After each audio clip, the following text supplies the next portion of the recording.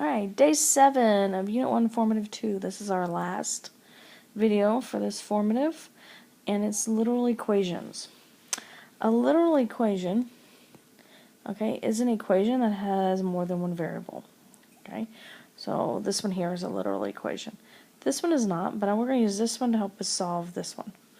Okay, so first of all, if we have this one and we want to isolate the x, we've got to get rid of the 2. So, and that's multiplication. So I'm going to divide by 2. So I get x equals 7 over 2, and that's our answer. Okay. Well, over here, it's the same concept. Let's say I want to solve this for y. Okay. That means I want to isolate. I'll get everything else on that side gone. So I need to get rid of the x. Okay. This x is being multiplied by the y. So in order to get rid of it, I have to divide. So I'm going to divide by x. Those x's are going to cancel. But if I do that to one side, I need to do it to the other. Okay, so I'm left with y over here equals, and then x won't go into z, so we're just going to leave it, and that's my answer. Okay, so it's exact same steps as what we've been doing. We just won't have any answers that are numbers. Let's try another one. Alright, so this one, okay, we're going to solve for t. Okay, so that means I gotta get rid of the r. Okay, the r and the t are next to each other, so that is a multiplication problem. So I'm going to divide by r. What I want to get rid of. What I do to one side, I have to do the other. Okay, again, those cancel. I'm left with t equals d over r. Alright, next one. I equals PRT. So remember, these are all multiplication because they're next to each other. Let's say we want to get rid of the P. I'm sorry, solve for P. Okay, so I want P all by itself. So I got to isolate the P. That means I have to get rid of the R and the T. Okay, the R and the T are both being multiplied to the P. So I'm going to divide to get rid of them. What you do to one side, you have to do the other. The R's cancel, the T's cancel, and you're left with P equals. Now r and t won't go into I, so it stays as a fraction. Right. So no different than our regular equations. Alright, now a one with subtraction. Okay, this is like a normal equation. Right, so let's go ahead. On this one I'm solving for x, so I'm going to get rid of the minus 3 by adding 3. Okay, so x equals, and then we can take 7 plus 3 and get 10. So that's my answer. Okay. On this one, we're going to solve for s. Okay, so that means I got to get rid of that minus c. To get rid of a minus c, I'm going to add c. Okay, it's the opposite. So what you do to one side, you have to do the other. Those cancel. I get s equals. Now p plus c, I can't add them together and get one letter, so it's just p plus c equals s. Alright, next one. This one's formula for area of a triangle. And we want to solve for the h. Okay? So I need to get rid of the 1/2, and I need to get rid of the b.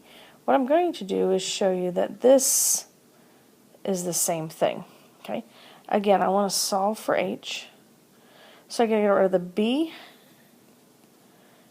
and the 2. Okay? The 2 is division, so I'm going to multiply by 2. I got to multiply the other side by 2 as well. Those cancel. So I get 2a equals b times h. Again, I want h to be all by itself, so I gotta get rid of the b, which means I'm going to divide by b.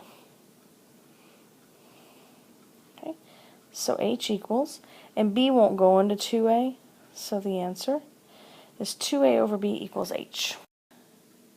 The next problem we're going to do is a word problem. Okay. And it has, a rectangle has a perimeter of 84 centimeters and a length of 35 centimeters.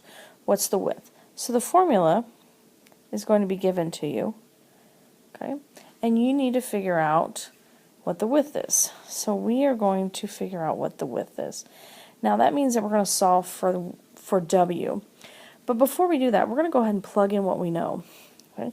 So perimeter, okay, it says is 84. So I'm going to replace the 84 with the p, okay, the 2, and then it says The length is 35, so instead of the L, I'm going to put 35 plus 2, and then we're looking for W. Okay. So now I'm going to take the equation, I'm going to solve for W. All right. So again, you have to get rid of parentheses or multiplication or anything. So 2 times 35 is 70. 84. Okay, I'm going to subtract 70. Okay, those cancel. So we get 14 equals 2W. Divide by 2, and W equals 7 centimeters. Okay, you will have one like this on the test, so if you need to look at it again, go ahead and do that. All right, the next one we're going to see is about Celsius and Fahrenheit. It's kind of a conversion between the two. Okay, so we're going to fill in. Here's our formula. Fahrenheit equals 9/5 Celsius plus 32. Again, you're going to have one like this on your test, so please watch it twice, watch it 3 times. Okay, they're telling us that the temperature is negative 78 degrees Celsius. So the Celsius is going to go in for the C, or the negative 78. Okay, we're looking for Fahrenheit. So I'm going to go ahead and go 9/5. And instead of C, I'm going to put negative 78. Bring down my plus 32. Okay, and you're more than welcome to use a calculator on this. Okay, I'm going to. And I get negative 140 and 2/5.